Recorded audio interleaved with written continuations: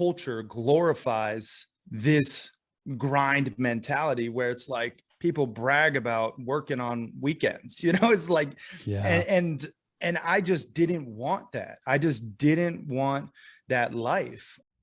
Welcome to the Happy Engineer podcast, the place where we help engineers like you to build your career, balance your life, and be happy. I'm Zach White, former engineer turned lifestyle engineering coach, and your host for the journey to the career and life that you desire. Hey, I believe that you shouldn't have to sacrifice your life to reach your full potential at work. And what we're going to bring you in these conversations and interviews are the strategies, the tools, and the mindsets that are going to allow you to experience both success at work and success at home. Hey, we do the best we can to keep this free from advertisements. Of course, I can't control what YouTube may throw up, but do us a favor and share this podcast with anybody who you think may like it. And don't forget to click the bell and subscribe and get notifications to our YouTube channel and for upcoming releases of the Happy Engineer podcast. I would love your feedback, and even more than that, love your story. Share with us how these strategies and tools are working for you. Would love to be in touch with you. Connect with us on social media. Find me at Oasis of Courage on Instagram, Facebook, or Zach White on LinkedIn. It's an absolute pleasure to serve you. Now let's do this.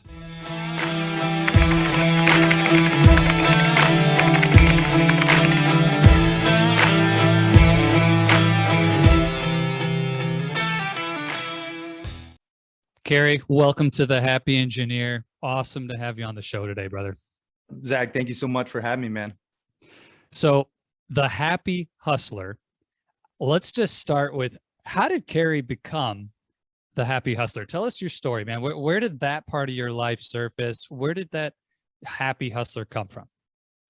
Well, it came from scratching my own itch, because as a entrepreneur, I fell victim to the ever-growing entrepreneurial burnout.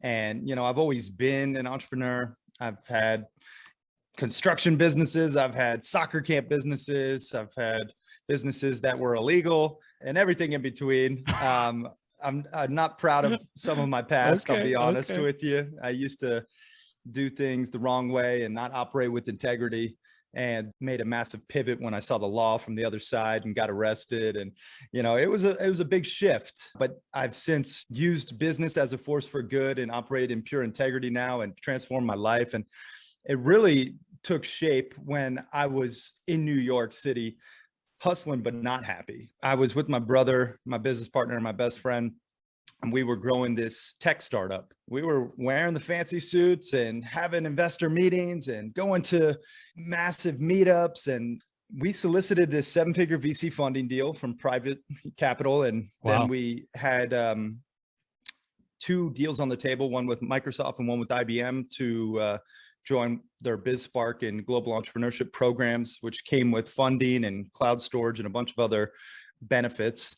And we got to the point where we were working 100+ hour weeks. We were getting less than 5 hours of sleep. And we went astray from our initial purpose behind the company. And we got to the point where we had to decide, do we take this money?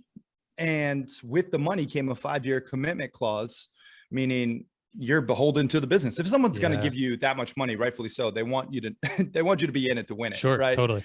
So we basically had this tear-jerking conversation in our shithole apartment in Queens, New York. My brother and I were sharing a king-size bed at the time, and we just decided we couldn't take the money. We decided this is unfulfilling. It's just not the path we want. We were chasing profit and success and status and titles, and ultimately we made this massive pivot. We said no to the funding deal, folded the company, and with it 18 months hard work. And I moved to Bangkok, Thailand for 10 months. My brother went to the University of Florida to get his master's. And it was in Bangkok that I actually started to figure out a better way to work and live, a way to be happy within the hustle. And I made Wow. my first dollar online over there as well. And I was like, wow, there's more to it. Like I got a $400 a month penthouse, living like a king, and I'm traveling all over Southeast Asia and I'm having the time of my life. And that's where the happy hustle was born, truly. Wow. Okay. So let me back up though. Before we get to Bangkok in this next chapter, I want to go back to New York. You mentioned the purpose strayed during those 18 months. What do you mean by that? What was the original purpose of the company? How did that come off track? Yeah. So the original purpose was quantifying feedback. We built an algorithm that quantified feedback. In order to grow in any industry, you need to know where you're deficient. And so we initially built it to scratch the entertainment industry's itch. When you're going on auditions, I've been an actor and model for 15 plus years, just part-time. And, I was always reluctant to leave an audition and not know where I went wrong. So I just started getting feedback from these casting directors and these clients, and I started booking a lot more gigs. I started really taking off. And, I've worked with Dwayne "The Rock" Johnson and Michael Bay and Home Depot and Corona and Michelob Ultra, all these commercials. And I was like doing the damn thing. And people kept asking me, how are you booking so much, Cary? And I just said, well, here's why. Like I'm getting feedback. And then we put it on an app. We built this beta app.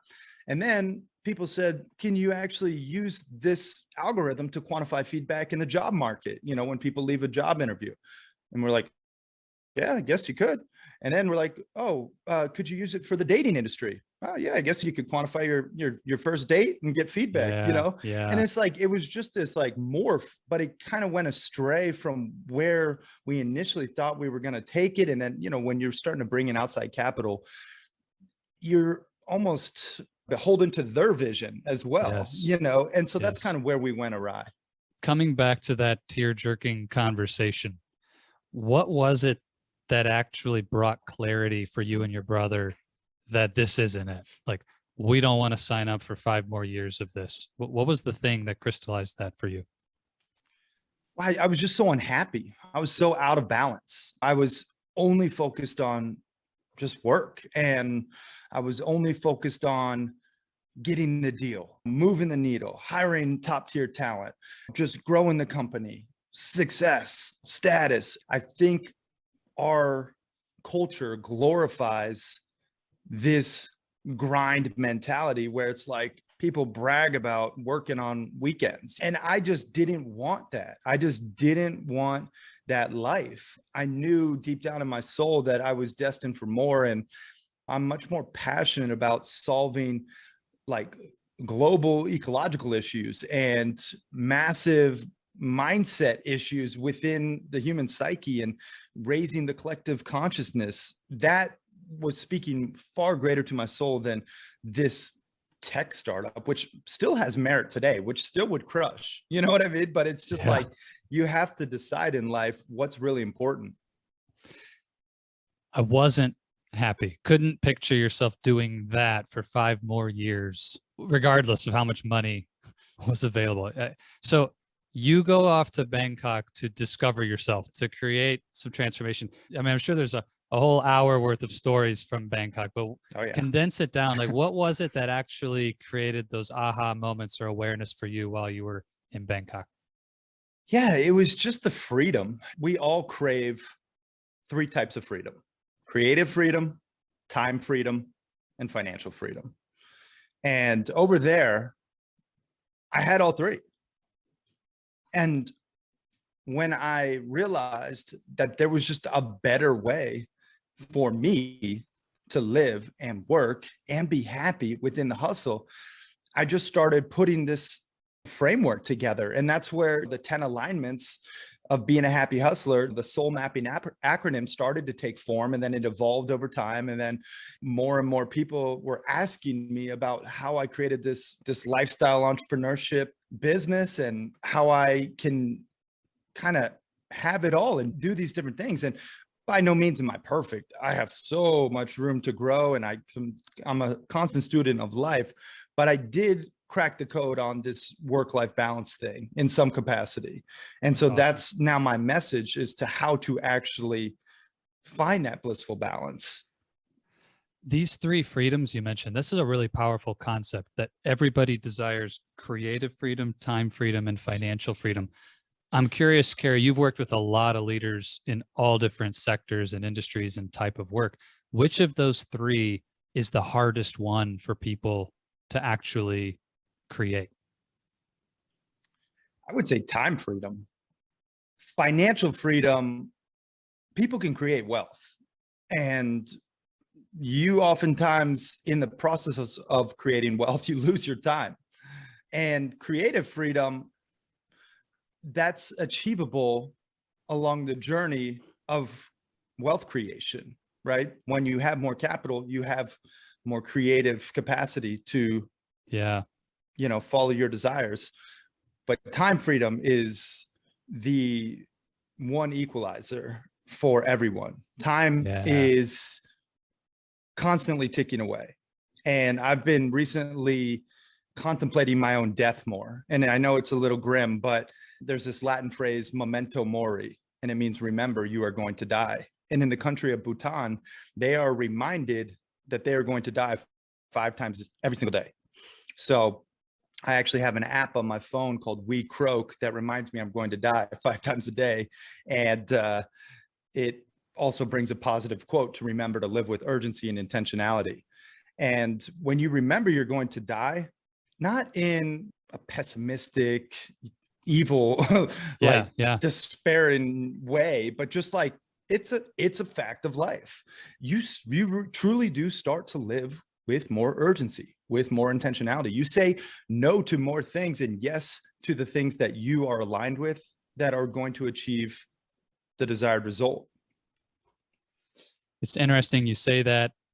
If it goes all the way back to my very first episode with Xander Fryer, his key moment in changing his life was deep awareness of his own mortality and encountering death. And so I really appreciate what you're saying. It's not oh my goodness, nothing matters because one day I'm going to die, pessimistic view, but to say in a humble way, this moment matters because I don't know when will be my last. Really, really powerful. So I want to hit on these 10 alignments and the soul mapping because there's so much there that our engineering mind needs to hear. But really quick, we talk time freedom. It's tough. And I also can sense for myself, coming from the engineering world, at Oeko we talk about lifestyle engineering versus lifestyle entrepreneurship. And there might be a temptation to think, yeah, this is great for the entrepreneur, for the person who's building that online business and has the flexibility or has the capital or whatever. I work in a 9 to 5, or being real, maybe it's 8 to 6 or 8 to 8, whatever that is for that person. Can you just address if there's some tension in our mindset about, yeah, this is great for Cary and the entrepreneurs, but it's not for me? What would you say to that? Well, first, let me just mention Bhutan is the happiest country in the world. I've left that part out, but according to the happiness metric and this global scientific study, there's science behind actually being reminded of your own mortality, to your point. And in terms of creating blissful balance and becoming a happy hustler or a happy engineer, like this is not just for entrepreneurs. This is for 9 to 5ers, CEOs, busy executives, engineers of all types. It doesn't matter. These 10 alignments will be applicable. And the reason being is because we're all human. And these 10 areas of life are something we all encounter. So it's universal and they're timeless. I love that. And I know, Cary, you work with CEOs and you work with executives and people who have the hardest jobs on the planet, so to speak. And so with that said, I know I'm excited to hear about what is the 10 alignments? How does this work? Put it together for us. Where do we begin? The 10 alignments make up an acronym. It's essentially your soul's map to the blissfully balanced promised land. Soul mapping, okay? And I urge everyone listening right now to be an active participant, not just listen and let it go in one ear and out the other. I love podcasts. I love podcasts like this. And I get the most out of podcasts when I actually am participating. So with that being said, pull out your notebook or your cell phone or your note-taking device, and I'm going to actually go through these 10 alignments, and I want you to actually rank yourself in each of these 10 areas. Now, the ranking, rubric, I wasn't much for school, but I do know the grading scale. So a 5 would be an A, right? You're crushing it. You're happy hustling in this alignment. A 1 would be an F, you're failing, right? And you need to prioritize change accordingly. Okay. So Zach, if you're feeling brave, I'd like you to go through it as well, and then we can review it on the air. Oh, I think this is perfect. So, okay. And Cary, you're going to be really pleased that engineers are the best note takers on the planet. So I know that my listeners are going to have an incredibly fun time going through this. So yeah, let's do it. I'm all yours, man. What's the first question? So S is selfless service, right? I want you to think about where you rank in this alignment. Okay. 5 is an A, 1 is an F. Ask yourself, are you strictly living for your own personal gain, or are you giving back to others? And Tony Robbins says, the secret to living is giving. It's one of my favorite quotes. And I feel the most fulfilled when I'm giving to others. So ask yourself right now, where do you actually rank in selfless service? 1 to 5. Okay. And be honest with yourself, people. O stands for optimized health, right? You cannot happy hustle in any capacity if you don't have your mental and physical and emotional health. Where do you rank in this alignment? Are you crushing it? Are you optimized and at your peak state, or are you shoving your pie hole with processed garbage, crap foods, and just be real? A whole nother episode could be had on the importance of that one. Yes. Keep going. Food is thy medicine. U stands for unplugged digitally. And this one, I find a lot of busy, engineers and professionals and entrepreneurs struggle with this one because we're so hyper connected, especially you and I running online businesses. We use tech every day, right? Yes. However, you have to mitigate your exposure to these toxic devices and their effects. You have to be in control, right? So rank where you're at in this alignment 1 to 5. And I'll just tell you straight up, I'm in the midst right now as we record this of a 7-day dopamine detox. No social media, no movies, no streaming shows, no YouTube. I only have an hour of podcasts and an hour of music a day just when I hit the gym, and then podcast for work just to listen and prep. And I'll tell you, I've had the most productive days I've had in months, been slaying. And it's because I'm not distracted by all of life's distractions and these devices. So rank where you're at in you. Cary, on the unplugging really quick, one of the things that immediately pops in for me, and I imagine a lot of people would say this, is I have to be plugged in to my devices for my job. I can only imagine your clients come in with these same kind of mindsets or challenges. What do you say to someone if that's this belief that we held, like, I can't detox from this because I have to be plugged in? What do you think, man? Well, I think it's bullshit. I think we all can mitigate our exposure to these devices by working smarter than harder. A task expands to the time allotted. And I've found that to be true in my own business. I'm not saying you have to completely disconnect from all your devices all the time, but I'm saying when you're not using your device, put it on airplane mode. Yeah. When you're not using your Wi-Fi, unplug the Wi-Fi. Instead of getting up and looking at your phone, read a book, meditate, practice gratitude. Before going to bed, read a book, meditate, practice gratitude. Don't watch a streaming show. On Sundays, I do a 24-hour detox typically where I don't touch my devices, getting out in nature. There's ways to use your tech and not have it use you. And so I think you can be in control of your devices much more. And if everyone's being real with themselves, I would say they would agree. Agree 100%. I just love hearing it from more than just myself. I tell my clients all the time, if a CEO leading a team of thousands is able to execute on these things, which we know they are, you work with them, I work with them, then you can do it. So Yeah, keep going. for What's the sure. L? What's the L? Loving relationships. So what's it all for if you don't have love in your life? And, I find a lot of hungry, performance-driven individuals, they push so hard in their professional life and then they let the personal life slip. You just have to ask yourself, is there angst and despair in your, immediate relationships, or is there plentiful pleasure? This is one, it's a constant work in progress. Every relationship requires energy and effort. And you Yes. have to give energy and effort and attention, mind you, to those relationships in order for them to thrive. So rank where you're at in loving relationships, 1 to 5.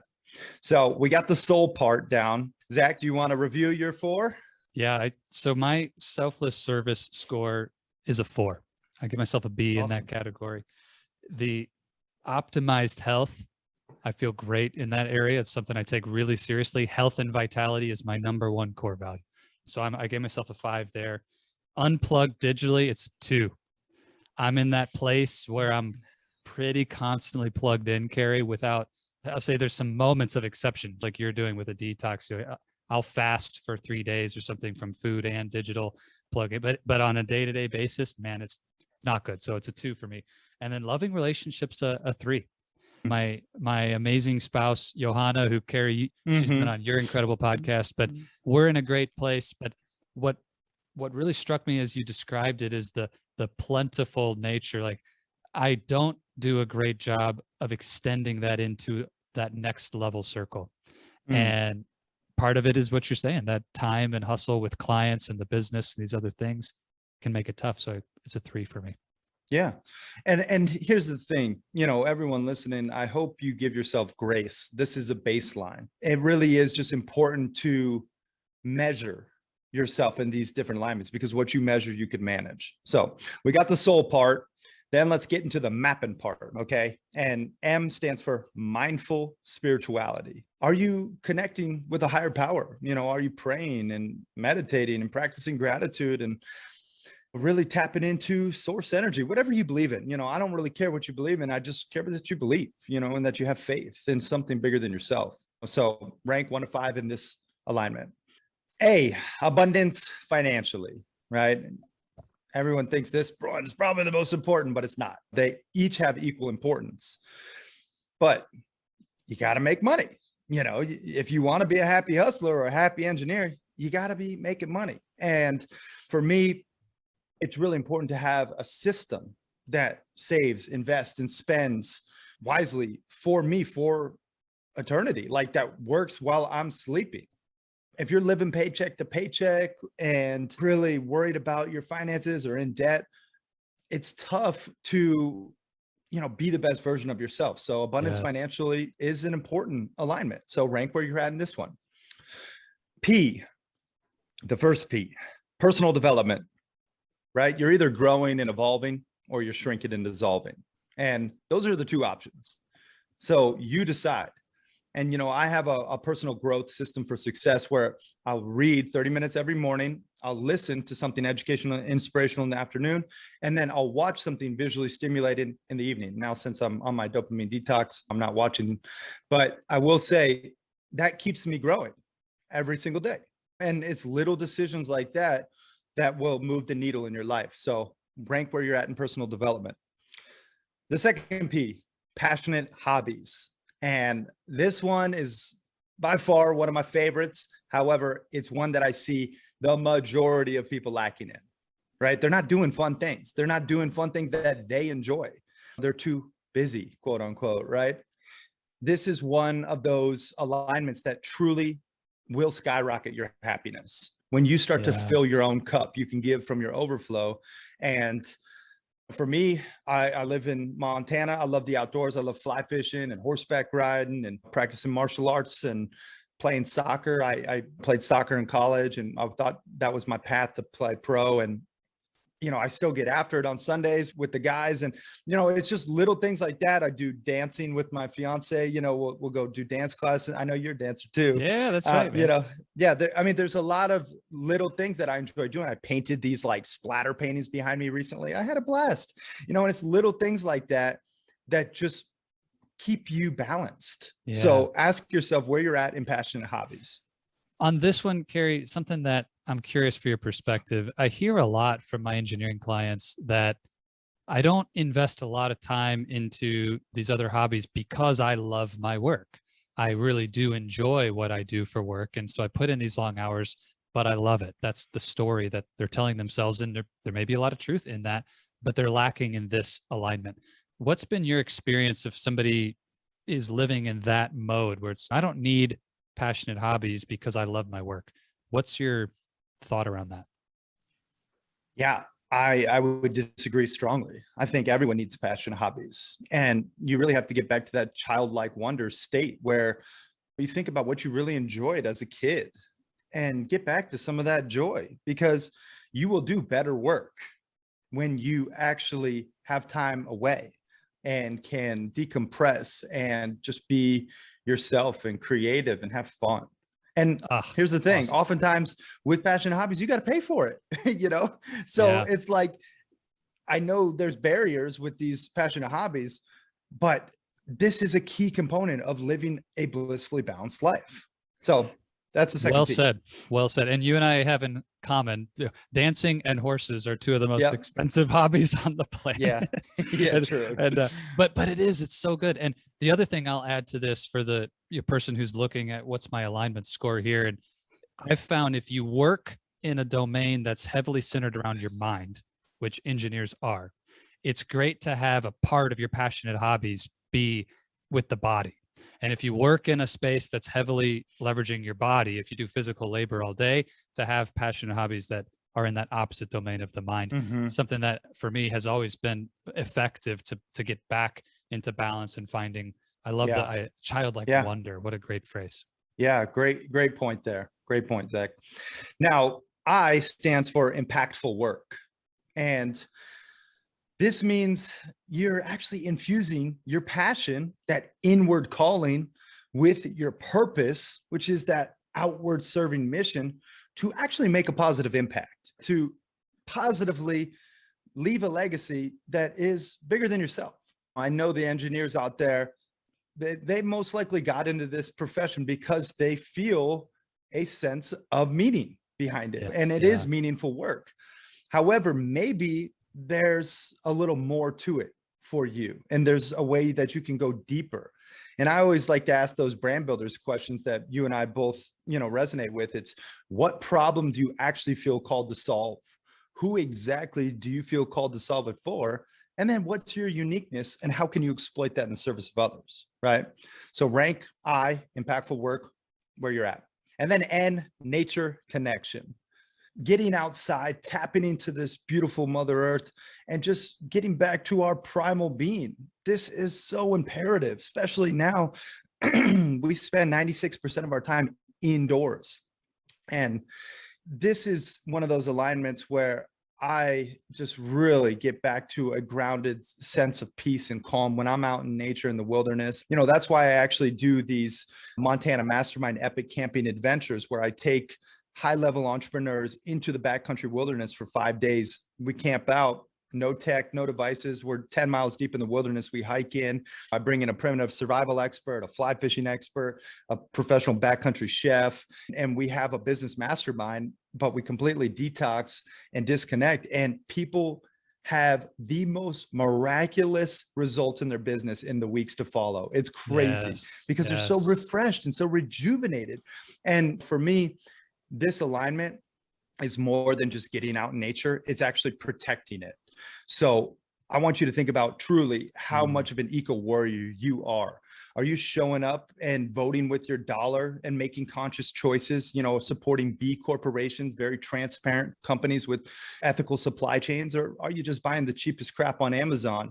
These choices are going to make an impact for the future generations. And I'm very passionate about it. I have an eco business with my brother as well. He runs Point on it, but I support him greatly. And we're solving the plastic pollution epidemic. And we have these really creative eco centers that are upcycling plastic waste. And it's something that I want everyone to think about. When you're thinking nature connection, how are you actually showing up for the planet? So rank yourself 1 to 5. I love that. And Cary, thanks for sharing your passion around just a sustainable way of living through the choices that you make day by day, not just believing in that as a good thing, but acting on that. A great challenge, great reminder. All right, I got my scores, man. You want to hear this? Let's hear it. Yep. Okay, mindful spirituality for me. I'm a Christian and I love the Lord, but it's a 4 for me because I do see areas where I haven't been intentional, I haven't been focused. Abundance financially, the A there, it's a 5 for me right now. I'm really pleased that honestly, I don't feel any lack and I feel progress. I think that's for me why it's a 5 is I feel that sense of growth as the business grows and as my wife and I invest smartly and take care of our financial house. Personal development's a 4. As a coach, I don't know that it'll ever be less than a 4. I was tempted to give myself a 5, but I've been focused on execution a lot lately. So it's a 4. Passionate hobbies, I'm a 2. I'm giving myself a D. It might be a D minus, Cary. And I think that question I asked might have been for myself around, what does that look like? And just doing a lot of work right now. And I love it, but there's a big space. And if my wife hears this, she's going to say yes and amen. More horseback time, more dancing time needed in my life. Yep. Impactful work, a solid 5. I could not feel better about the intention and the purpose of what we do at Owaco, and it feeds my soul. It's just right in the place of purpose for me. Nature connection and preservation and protection, a 3. I do love to get outside. The horse keeps us at the barn and outside. It's part of my life, but it's not as driven towards purpose and intention as you described. And frankly, the indoors comment, it's still a lot more than I would like.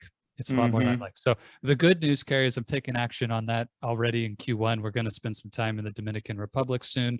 We're going to go out to Colorado and spend 2 weeks at, there you go. Do some skiing and snowboarding. So love it. We're going to get unplugged and get that one back in alignment, but there you go. Great list, soul mapping. Yeah. So what do I do with I assume I add up the scores? Can you talk to so there's a couple more pieces of this puzzle. So all the, engineers out there, I want you to add up your scores. And if you're 37 or above, congratulations, you're happy hustling. If you're 36 or below, unfortunately, you got some work to do. Okay. And here's the thing about this exercise, this quantification, this assessment. I do this every Sunday. I actually rank myself in each of these 10 alignments every Sunday. This isn't a one and done type thing. Balance isn't a finite destination. It's a never ending journey, and it requires those constant tweaks and pivots and adjustments. That's why I have the Happy Hustler online assessment. It's free. You can, you just save it as a bookmark and you just take it every Sunday. And I also have this whiteboard fridge magnet that goes on my fridge, and I actually quantify my balance every single day. Each one of those 10 alignments comes with an action task. For instance, selfless service. Did I give 15 minutes of my time to someone in need today? Optimize health. Did I drink a gallon of water and exercise for 30 minutes? It's just like, it's binary. Every single day I put an X. Did I do it for Monday or not? And then at the end of the week, I can see where I ranked in each of these 10 alignments. That way, you're not just thinking of this stuff, oh, I'm a 2 in unplugged digitally or in passionate hobbies one time, and then you don't have any action steps forward. So a very important key principle to Happy Hustle, and I want to share right now with your audience. You must focus on each of these alignments one at a time, but with equal importance for each alignment. Okay. So you must focus on one of these alignments at a time, but give equal importance to each. And see, here's the thing, man. A lot of people, when they're with their family, they're thinking about work. And when they're at work, they're thinking about their families. So they're not doing either effectively. Yes. And the separation, the compartmentalization of these alignments will allow you to thrive and really happy hustle a life you love. There's a metaphor I share with my clients that 2 airplanes at half throttle both crash at the end of the runway. Neither one takes off. And it's the same here with our mind, time and energy focused. Yeah. I love this. Equal importance, but one at a time. Yeah. If someone really struggles with what you just described, I'm at work wishing I was taking care of something at home, or I'm with my kids thinking about work. What's the first easiest way to help someone learn how to take these one at a time, to be fully present and focused? What would you coach someone to practice there? Time blocking. Time blocking. You must rid yourself of the distractions for the allotted task. And then go all in on that task. When I'm fly fishing, I'm not thinking about my emails, I'm all in fly fishing, right? When I'm giving back to others, I'm all there. You have to just have these blocks of time where you're distraction free, and you got to have discipline too, man. It just comes down to discipline. As Jocko Willink says, discipline equals freedom. Discipline equals freedom. I've experienced this over and over, Cary, whether it's with work or with my wife or anywhere. She would rather have 1 hour of my undivided, full focus, all in, childlike wonder, let's enjoy this, than a whole night of me being halfway there or less because I'm stressed and worried about work. So Yeah. I think if someone would just take that piece to heart, what will it take for me to create the time block and the discipline to just go all in, even if it's a shorter time block? You're going to get more value and feel better at the end of that. Mm-hmm. This idea of constant assessment, engineers are very metric driven. And I think it's a perfect fit for someone to say, here's a place for me to start looking and measuring. And I want to share with you one of my dilemmas and see if you'll coach me on this. And it's the idea of overthinking the score. Even as you were going through it, it's like, oh, am I a 2 or am I a 3? Am I a 4? Am I a 5? We get caught in the where am I really versus just trusting that instinct, being decisive and putting it down. If somebody's caught in the overthinking about this soul mapping, what would you encourage them in terms of how to use this and create real value versus it becoming some sort of cage that they're stuck in? Yeah. I mean, I actually have the rubric in my book, the Happy Hustle book, like more in depth, so you can see what actually a 3 means, what a 2 means, what a 4 means, 5 and 1 as well. However, I would just say you got to be honest with yourself. Your first initial thought was probably the right thought and the right score for you, and then when you start to question it, well, you're probably just trying to give yourself some false assurance. So just trust your gut on that. Yeah. I'd encourage every engineering leader listening, just go through and do it. Go quick, score yourself, do it right now, like Cary said. And then the piece I don't want anyone to miss, you described how there's an action related to each area. Can you just give us a little snippet? How did you decide what to do if an area was a low score? Yeah, so it will be unique for each person. And inside the book, I actually have a sample of what I call the Blissful Balancer whiteboard fridge magnet filled out in its entirety for people to reference. But for your audience and your listeners specifically, it will vary. What does loving relationships mean for you? Maybe it means just sending one gratitude text to your lover every single day. What does mindful spirituality mean? Maybe just praying 15 minutes or meditating, or doing breath work, right? Like, it's different for each person based on their practices. I would urge you to really have some deep introspection when you're figuring out what are those action tasks for each alignment. And if you do go through the book, you'll see there are examples and you can reference them and you can even leverage them. However, I do believe the customization component will allow it to stick. Awesome. I'm super encouraged by this, Cary, and really goes all the way back to your comment about how culture has idolized and glorified hustling in a negative way. This, I've given up my whole weekend towards my vocation and, my family's crumbling, but hey, I'm working hard. Yeah. And reframing that in a sense of empowerment that I can hustle in all of these areas of my alignment, that when I'm playing, I hustle at play, and when I'm working, I hustle at work. And this is tremendous. So if someone wants to buy your book, get to know Cary, really go deeper on what it means to be, a happy hustling engineer, where can they go, Cary? Yeah, Just thehappyhustlebook.com. Actually, we're doing a promo for the first 1,000 copies where we're actually just giving it away for free. That's how bad I want this book read. And I want to spread this message. And all you have to do is just help out with shipping and handling, and it goes right to your doorstep. There's an option if you want to get the audiobook version, which I'm almost finished recording. It'll be sent ASAP. By the time this probably launches, it'll be out. And you can get an extra copy. And then there's also a course that parlays with the book. And if you wanted to get the whiteboard fridge magnet, it's all there, thehappyhustlebook.com. It just kind of takes you through a sequence.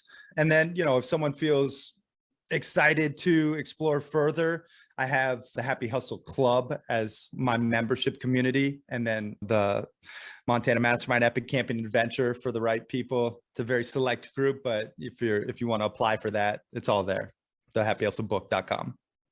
I cannot recommend Cary and his work highly enough for everyone listening. I know this guy from a couple different trainings and some one-on-ones that just every time I'm with Cary, I come away with value and encourage. So please check that out. All the links will be in the show notes.